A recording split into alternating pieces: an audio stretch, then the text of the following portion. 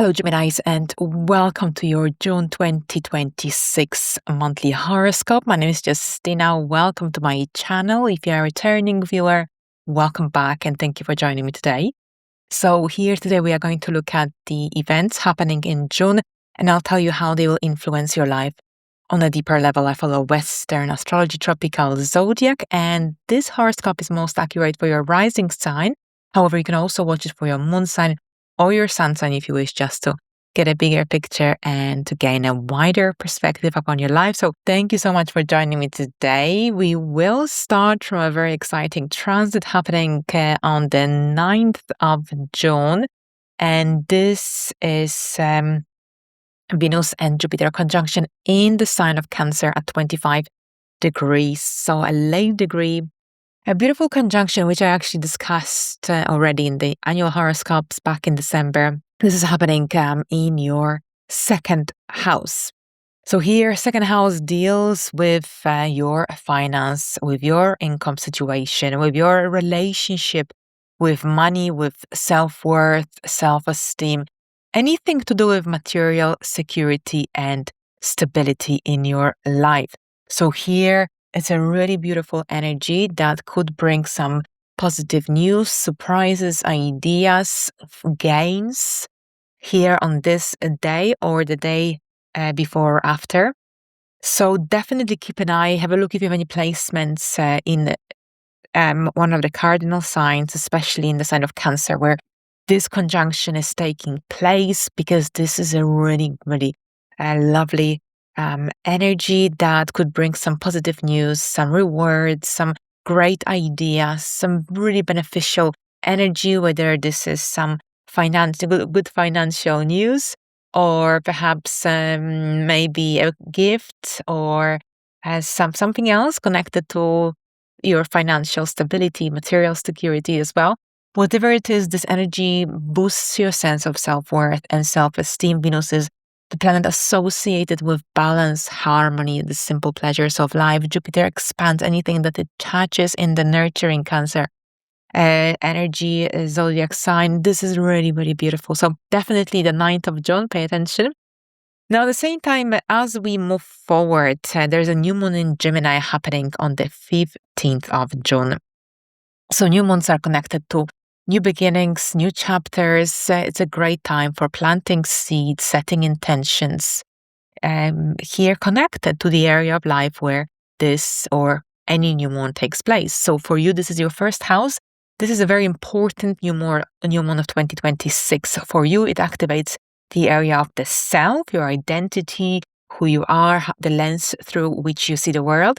But at the same time, this new moon is also happening in the area of life where Uranus is now present as of April the 26th. So here, Uranus is transforming your life, how you see the world, and generally these big shifts are coming up for you as well, and they will be influencing your life, your personal direction overall in the next 7 years. So with the new moon here, you have a chance to reinvent yourself, to set intentions connected to your objectives, to your goals. Gemini is a sign of duality. Sometimes we are in two minds and we have to choose between two different scenarios, two different directions. So don't rush with anything, because Gemini energy, especially since Uranus is now here, can indicate scattered mind, full of ideas, and a difficulty to focus on one thing at a time. So that's your challenge. That's your challenge during this time. Focus on one goal at the time. Choose quality over quantity. This is a really exciting new moon that could bring some positive developments for you. So pay attention. What is it that you want? What is it that you want to take off the ground? And here, that's this new moon for you. All right, so then on the 19th, another really big event, because Chiron, the wounded healer, the asteroid, is entering Taurus on the 19th of June, only for a few months until early September, late August, early September. So a very gentle and short-lasting influence, but perhaps enough to make us see and understand what is this transit going to be about. So this is happening in your 12th house, the hidden area of the chart, the private area of the chart, the area of your subconscious mind.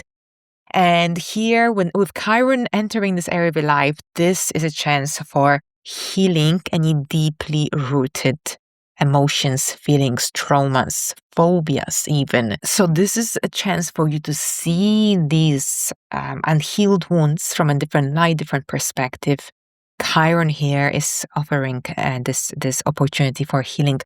Now, Chiron in Taurus here, so those wounds could be also connected to any unfulfilled material, financial dreams or goal, any disruptions to your stability early in life, for instance, as well. Messages and moments of wisdom could also come through your dreams, through your intuition, through your thoughts as well. So write down if you can and pay attention to what comes up, to what shows up during this time, especially anything that you feel it's ready to heal, anything that has been buried very, very deep down, and now it's coming up to the surface and it's ready to be healed and released. So for this reason, this is a wonderful time for meditation. Meditation can be extremely helpful during this transit, guided meditation. And moments of solitude, withdrawal can really benefit you because you can really gain lots of insights and understanding of your path, of the past. And it doesn't have to be traumatic because it's a long-lasting energy. It's around 8 years, so it will take time. It will take time, but it's especially strong during the initial phase and the final phase. So for this reason, keep an eye on what comes up, what shows up through your dreams, through your intuition, through your moments of solitude, withdrawal, meditation, for example. Anything that has been forgotten, buried beneath the surface, any sadness, any phobias that you might not even know where they're coming from. It could be also connected to past lives, karmic energies as well. So it's a really, really deep healing transit, which we will explore further and deeper in the upcoming months. Now, as we move forward, we've got a series of some really, really serious transits happening at the end of the month between the 28th and the 30th of June. We start with Mars and Gemini on 28th. Then 29th, Mercury turns retrograde in Cancer at 26 degrees, along with a full moon in Capricorn happening on the same day as Mercury retrograde begins. And on the 30th, Jupiter enters Leo. All right, so let's start from Mars in Gemini. So Mars in your first house, this is going to be a very, very different energy to what you experienced during Mars in Taurus transit, because Mars in Taurus, it tends to repress our emotions, our anger. It is best for generally working independently. And it's not a bad transit, but it prompts a certain degree of solitude, withdrawal, and also it's essential to exercise and engage in physical activity to release that excess of energy. But here, for you, Gemini, you are a very social sign, so connections. So you need to. So self-expression, communication play a very important role in your life. So with Mars moving into your first house, you will regain your momentum without a doubt. Mars in the first house, this energy is going to speed things up for you. It will bring a lot of energy, motivation, and the push to reach your goals, to reach your milestones.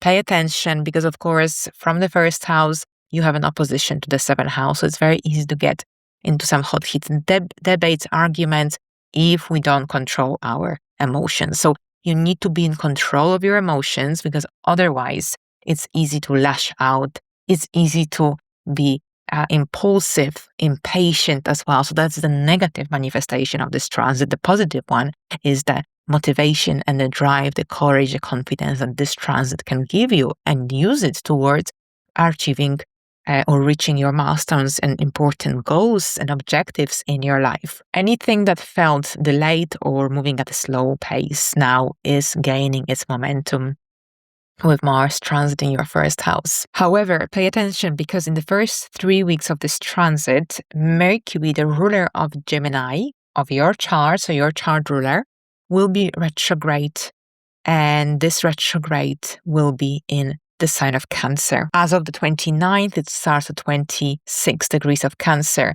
So this can generally slow things down a little bit for you, but also it's a great chance for catching up with things that were moving slowly, with things that were on hold, personal projects, objectives, your goals, whatever it is here. These first 3 weeks of Mars in Gemini transits, I would say the first 2.5 weeks of July are great for catching up with things that perhaps were delayed, forgotten, not completed. And then in the second part of July, you can carry on with new projects, new milestones as well. But the retrograde will be in your second house, so this will be a time of when you'll be reviewing your finances, your spending habits, your outgoings. You might want to perhaps purchase something that was on your mind before. So it's like getting back to that old idea or a recent idea. Now, anything brand new during Mercury retrograde in your second house, any purchases that you make during this time, keep the receipts, because very often when we buy something like an object, new object, when Mercury transits or Venus by retrograde motion, our second house, very often we decide that we actually want to return this item. Maybe if it's new sunglasses, for example, you might realize they don't really fit you.